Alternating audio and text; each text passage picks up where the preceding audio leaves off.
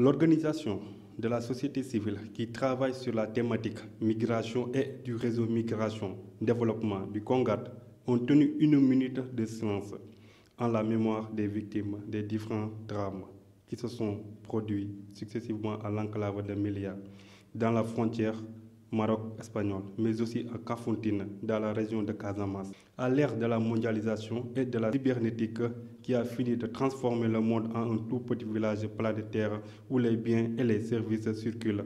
Alors que les populations, notamment celles du Sud, sont souvent interdites de mouvement, quelle que soit la raison.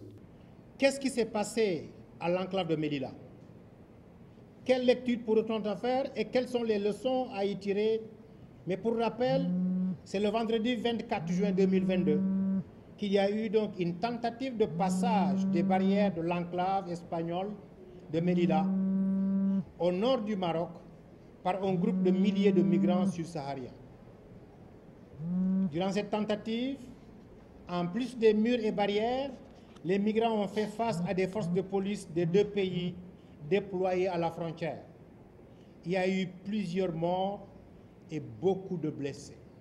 Certains parlent de 23 morts, d'autres de 35, d'autres de 37. Et hier encore, on nous a annoncé des chiffres qui se comptent en termes de centaines. Mais c'est des annonces, comme aussi d'autres ont annoncé 23. Une semaine après, aucun bilan n'est dressé ni pour avoir un nombre sur les morts ou encore sur les blessés graves.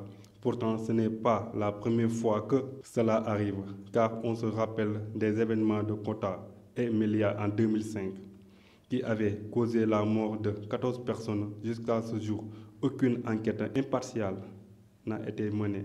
Car on se rappelle encore des événements de Ceuta et de Melilla, qui en 2005 avaient causé la mort de 14 personnes lors des tentatives de passage collectif d'un groupe de jeunes migrants africains.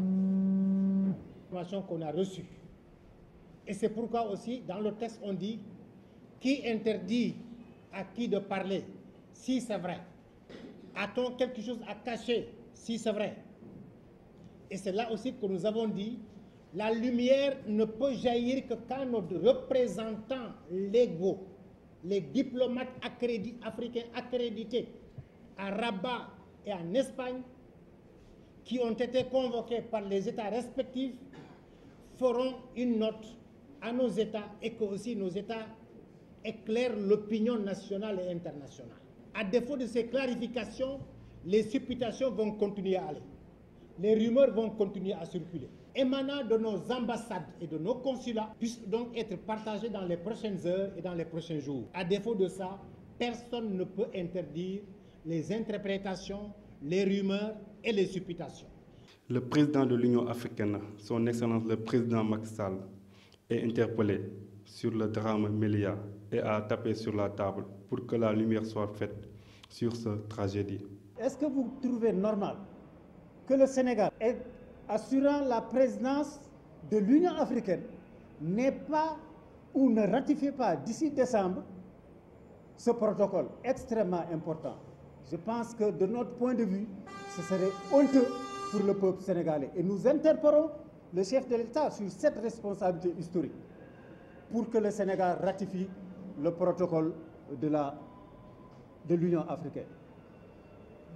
Troisième considération, on a été choqués en lisant le communiqué du Conseil des ministres du mercredi 29, de lire le chef de l'État parler de migrants clandestins, de migration clandestine, alors que même les Occidentaux ont réussi à bannir, théoriquement même, disons, à bannir le concept de migration clandestine.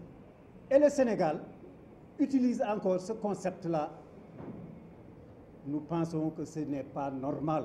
La justice espagnole a annoncé une enquête approfondie pour faire la lumière sur ce qui s'est passé entre le Maroc et les deux enclaves espagnoles et Melilla, les seules frontières de l'Union européenne sur le continent africain. Jeunesse d'Afrique, jeunesse du Sénégal, la jeunesse est voué à l'immigration. Mais pourquoi émigre-t-on?